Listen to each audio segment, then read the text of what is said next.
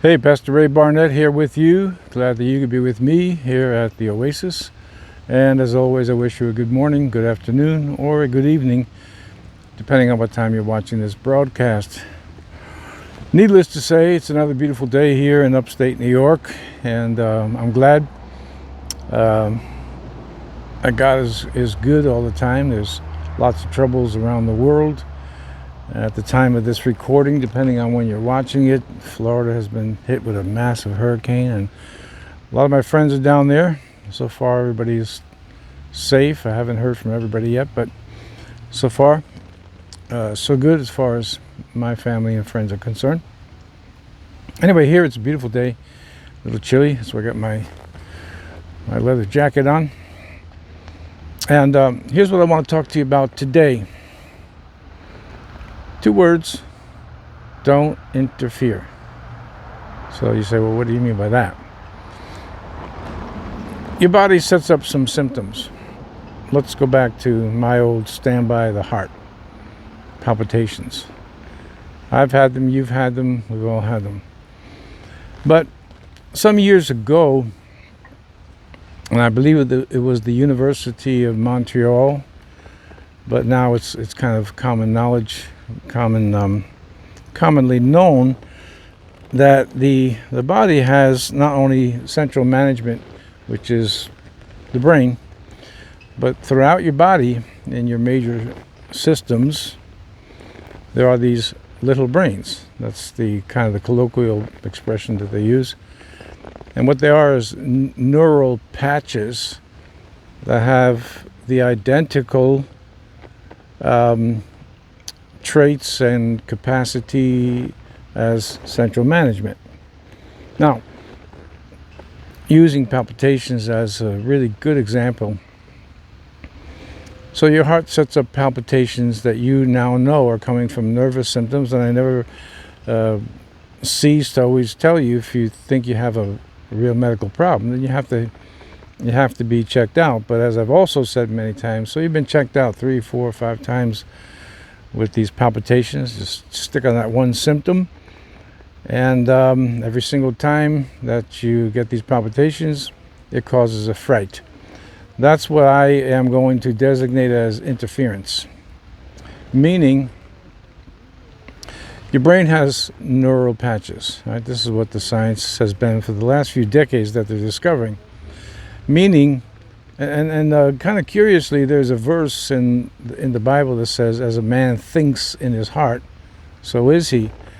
We've always looked at that verse, classically looked at that verse as a metaphor. Now, over the last few decades, it's been shown that the heart actually has the ability to think, just like central management does up here in the kind of the predominant organ that we accent all the time as the brain. But there's these neural patches in the heart, they're in the gut and digestive system, they're in the muscles. For years in the gym, there was always this saying about muscle memory, which I always took to be an exaggeration. Well, it turns out that it's not an exaggeration, that the muscles actually do have neural patches, like the heart, the digestive system, other systems, to think. So there's kind of this is the way I would explain it, and the way I understand it, there's a kind of a dialogue going on between the muscles in the brain, or the little brain and the muscles, little brain in the digestive system, little brains in the heart, that can think much like the central management, the one that's up in your skull. Now, what I mean by not interfering is this. You've been checked out medically, they just can't find anything wrong with your heart. So this is then leading us to the conclusion that your problem is nervous system. So, to explain, you don't want to interfere with your body by frightening your heart. Well, for that matter, pick any system that you want, your stomach. God has so ordained the human body that the body knows what it should do. Now, exceptions to that would be, severe trauma. God forbid, there's a car accident or some other type of trauma then the body doesn't function so well. It needs help. It needs the surgeries. It needs the pills and prescriptions and so on. But putting that aside, which is pretty much the extreme case, your body, God created your body, physical body. It knows what it should do. So I'll tell you how I handle things. If I get a disturbance in my body, I say to myself, okay, the body knows what it's doing. If I have a fever, there's obviously something wrong. And I let it ride. I don't get myself all agitated and excited about it and worried about it. Because again, the brain-body connection. This is becoming more and more known, and I mentioned it to you, I think, on the last broadcast. So, a signal is sent from the heart to the brain, and obviously you have palpitations. You can feel them, and you know it, and you can palpate them. And if you have a newer automatic, like a blood pressure kit, it can actually record an arrhythmia. But the body still knows how to correct it without you interfering with fear. Or it could be anger and frustration, making more tension in the body, making more tension in your whole system. And therefore, the symptom gets worse. The palpitations don't go away. They're sustained, which causes more fright. And then you go back and forth. And we've covered this many, many times. But it's such an important truth and concept that it has to really be mastered. Your body knows how to correct itself, again, under ordinary circumstances, not extreme circumstances when there really is a heart problem or there really is something going on within the muscular system, and so on. So you don't want to interfere by causing more disturbances, by injecting fear. Now that's the real challenge on this broadcast, on this channel, is the constant training.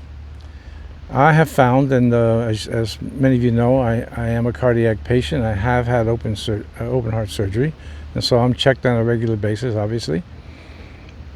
But when I get a palpitation, and I get them, every so often now, I don't get myself all worked up, because that's going to keep that palpitation going, and it's going to make the palpitations worse. Now, pick any symptom that you want. I'm using the heart because it's a real good example, one that we can readily understand. You inject fear with my heart, and now the brain to brain is going back and forth, and it's making matters worse. So what you're actually doing unintentionally is you're interfering with the body's process. Again, God has so created the body that it knows what to do. For example, I'll give you a good example. Today I went to the gym, as I do every day. I go 6 days a week. I have an 1.5 to 2 hour workouts. It's fairly intense. And today I was going to do the bench press, and I had all these ambitious ideas, but the body was saying, nah, not today.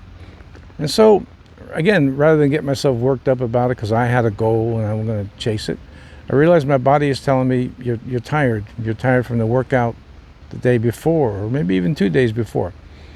So I just roll with it and say, okay, you know what? This isn't going to happen today, so I go lighter and maybe do more repetitions. In other words, I don't interfere with my body. Now, if you're training to be a special operator, like Navy SEALs, which is probably the most popular branch of Spec Ops that we have all over the place today, well, then you're going to have to push your body to not only its limitations, but beyond its limitations, because you're being tested to see if you have the will to never quit. But none of you are training to be Navy SEALs. So you want to let the body do what it knows how to do. And this is it's not a hard concept to understand. Nothing I put forth to you on this channel is a concept, a principle that's hard to understand. It's just hard to fight the temptation to get all worked up, to work yourself up, make yourself more tense, symptoms get worse. I think it's fascinating, I've always loved anatomy and physiology, by the way.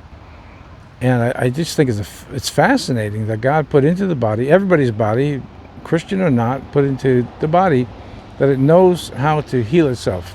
Silly example, or a simple example, is you get a cut. Well, most of you are not going to get too worked up about that. But then you notice all of a sudden the bleeding stops. Okay, so there's vitamin K, and which is an anticoagulant, goes right to work. And all of a sudden the bleeding stops.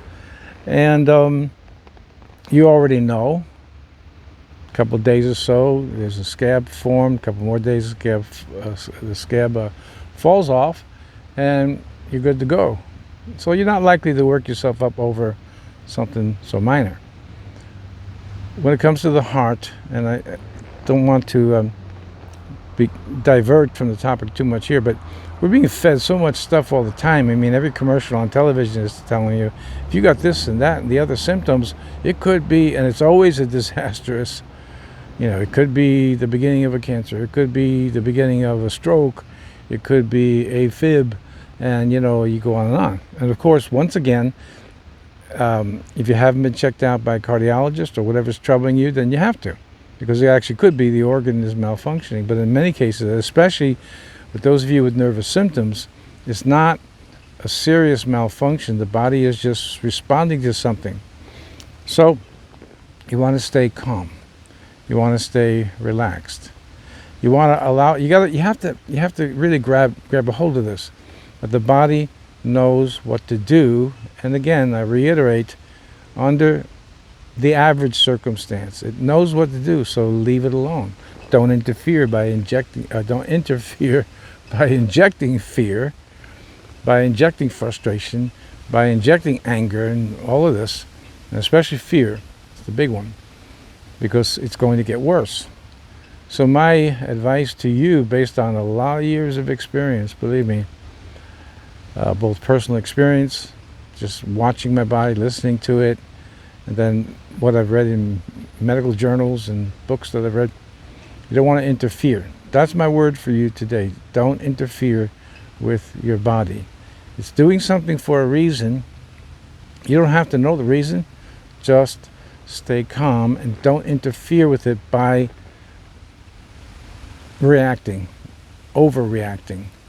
You want to just let the body, say to yourself, okay, God has put into my body the ability to know how to heal itself. I mean, every physician knows that. Doctors that prescribe medications or they do surgeries or whatever, they understand that they are assisting the body in doing its work. That's an important concept. They are assisting the body in doing what the body knows how to do. God put that into every human being. The body knows what to do. If you start to interfere with it, like getting excited or getting hysterical and running around the house screaming, I know that most of you don't do that, but some of you do it, and you know that you do it, and the family's all upset, and all of a sudden it's 911 and you're back at the ER. Listen, I'm not talking as some type of armchair general here, just like I really don't know what I'm talking about. I've had a lot of experience in working with people, and I know people who are almost habitually at the ER because they've gotten a fright from some symptom, doesn't have to be the heart, and they're back at the ER again, they're checked out again, and everything looks, they can't find anything wrong. Your body knows what to do. If you stay calm, then you're not interfering with the body, so it can just go about its business in healing you from these, this is really important too, from these minor afflictions. You say, Pastor, minor afflictions, man, I got pain in my muscles, and I got palpitations, and my stomach is hurting, and all these things. And I understand, because I've had all of the above and then some. And this is what I've learned. And I've learned it through experience, and I've learned it through readings and books, and of course the Bible. Oh, by the way, and not to mention that we have Jesus, who is the healer, who can do, these are all things I just mentioned to you are natural processes of the body. But then we have Jesus, who works the supernatural. And I don't have the time here to tell you the stories of people I know that I've prayed for. And all of a sudden the situation just turns around and confounds the doctors, which it's really not a bad thing from time to time, huh? That they say, I don't know, just got better. I've had people come to me who had an x-ray, and there was a physical deformity. Thinking of one case right now. Pray for this person, and all of a sudden went back, took another, well, actually it was an MRI, and the surgeon spoke to this, was a woman, young woman at the time, says, well, I don't know what to say other than this, that the woman in this picture was the bad degenerative disc, and the woman in this MRI picture is not the same woman. And he meant that as like he knows it's the same woman, but something has changed. We had a woman with a massive foot problem, prayed for her, and the doctor said the exact same thing. Said the woman in this picture and the woman in this picture is not the same person because something had changed. So two things.